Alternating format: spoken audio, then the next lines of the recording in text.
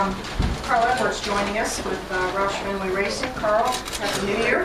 Happy New Year to you guys. Good to see y'all. Might be looking forward to 2013 and have that. I couldn't be looking forward to it more. This is an exciting year for me. I'd like to put that whole last year just out of my memory, not think about it too much. I've never, not in the last few years, I haven't been this excited to go racing, and I think it's probably because my off season's been a little longer than most of everyone else's. I didn't go to Vegas, and so I've been I've been ready to go. So it's nice to be here. Jimmy Finnegan and the guys have got a couple of really nice cars built. We've got a little bit of a new structure at Roush Fenway Racing. Bob Osborne's down here working on some special projects, and Chip Hole and everybody it seems like we've got everybody in positions now where we can use them to their maximum potential, and hopefully we have a good solid year. I know Jimmy wants to come right out of the box, and so do I, with a couple of wins and get locked in the chase after last year. That's the first thing on our mind, is to get a couple of wins and get in that chase, and it's nice to have the Daytona 500 championship winning crew chief in our corner here, so glad to be here. All right, questions for Carl, let us know. We'll bring you the mic. Let's start off with David Caravello, go to Greg, Brian, and Alan to start.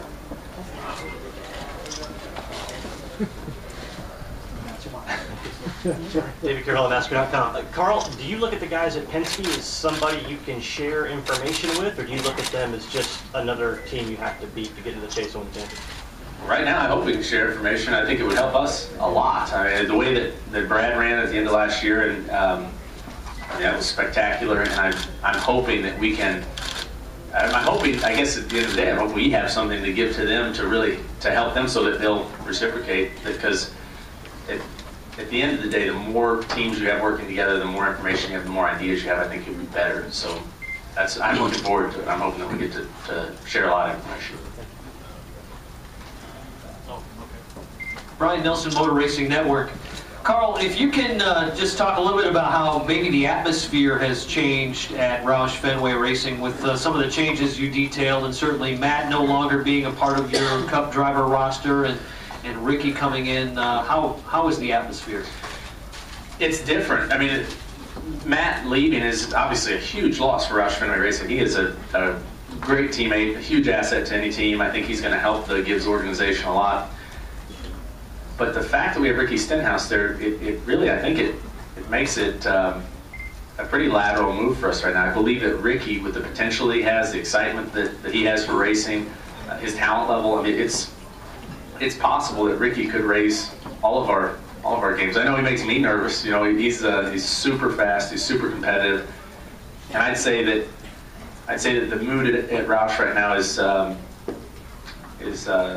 we're optimistically anxious. It's like everybody wants to see how it's going to go, but everybody's really excited, and I'm hoping that we come right out of the box and do well. I think that the potential is there. Which one? Greg. Greg? Greg. And then we'll go to Dwight.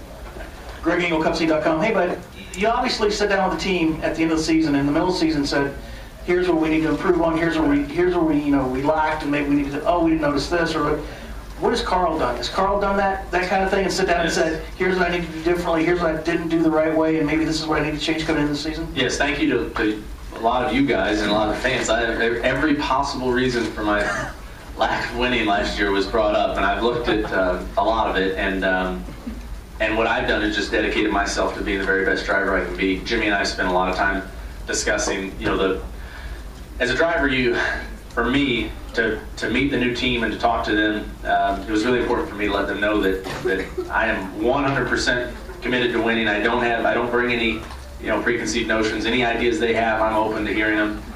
So I guess for me, this is going to be a year of hard work and dedication for one purpose, and to win these Cup races, to win this championship. And so yeah, I'm working on everything I can. Dwight on RaceTech.com.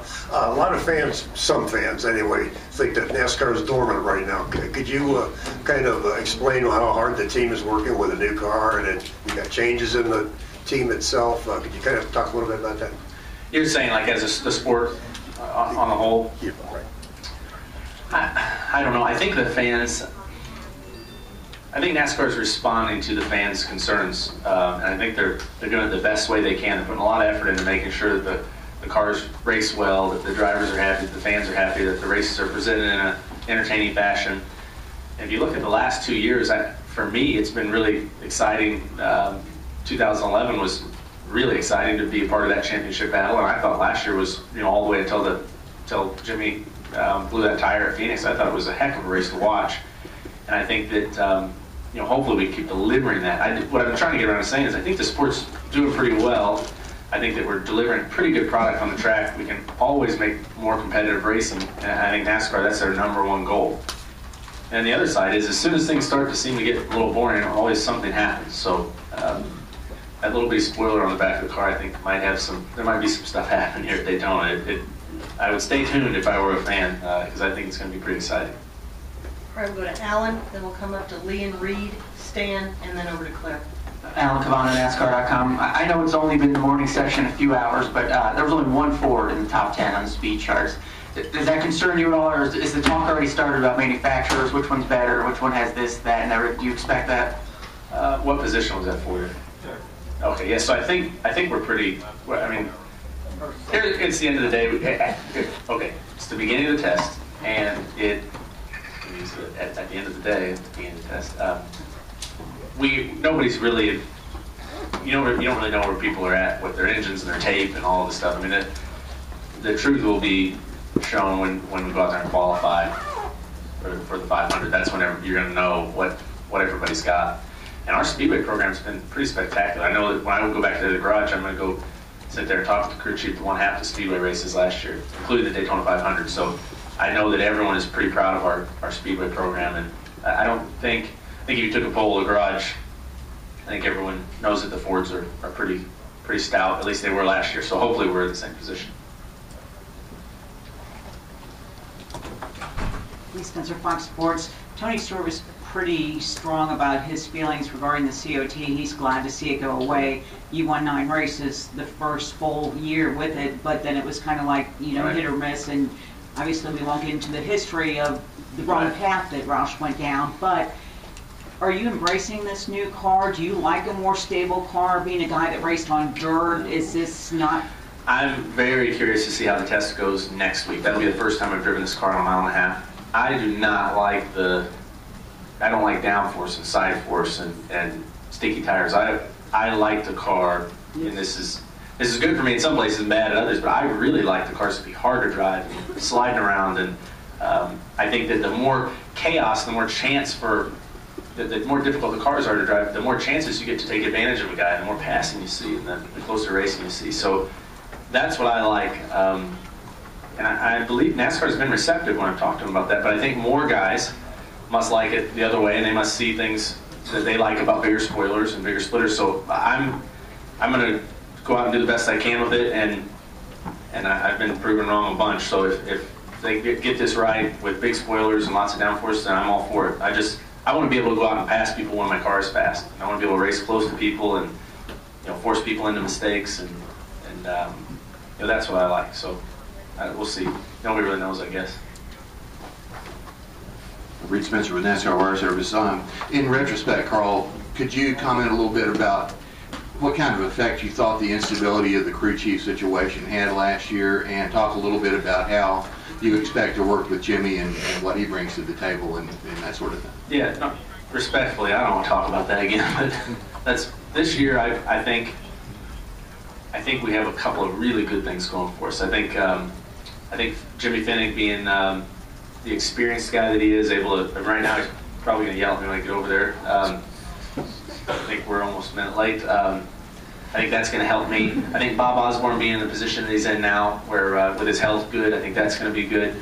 I think the experience that Chad had, crew chief, and I think that's going to show up on the nationwide side. I feel like last year we had a lot of adversity.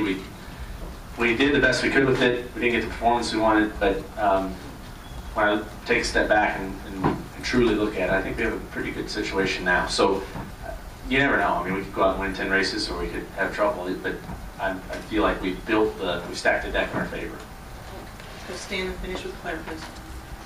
Stan Creekmore with RPMtonight.com. Hello, Carl. To follow up on her question just a little bit, has there been one single part of the new car, the design and everything, that has impressed you at this point? Well, first of all, it looks good, and I think that Jimmy and I were talking this morning.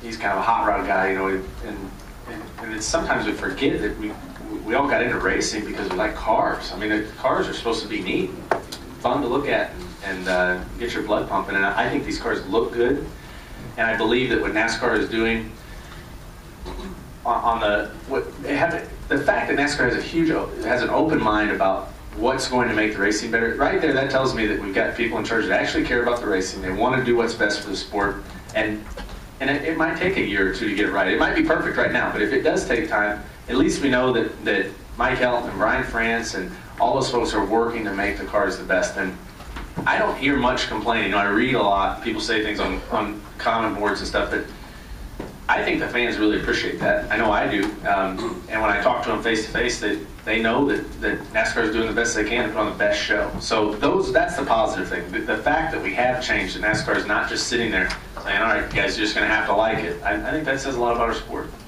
Okay, thank you. Derby Lang, Sirius XM NASCAR Radio. Last question. You know, it seems like when winning is easy, it's easy, and you can never try too hard in NASCAR, even though you get better and better. When you start focusing and trying too hard, it seems like that never works. How do you get back to, with the improvements, how is your mindset about not trying too hard to get back to where you were mentally? That's a really good question. The psychology of competition is amazing. You can read all you want about it, but the folks in here who've competed at something, you know when it happens, it's different. I think that it all comes down to confidence. I think you have to get up every morning and have the confidence that if you go out and do your very best, that when the circumstances are right, you will prevail, you will win, you'll get what you want. I think when you start running around and trying to make up for things and worrying and you know, selling yourself short, I think that's when things go bad. So for me personally, that's been my mission, is just to go out there, do the best I can, to surround myself with the best people, and Jack has done a great job of that for this coming season, and hopefully it yields the great results. I mean, winning's easy when you're doing it, but losing's really easy too. So you gotta stay on top of your game and keep your confidence. Carl, thanks a lot. Appreciate your time. Thanks, guys. Thanks for coming down.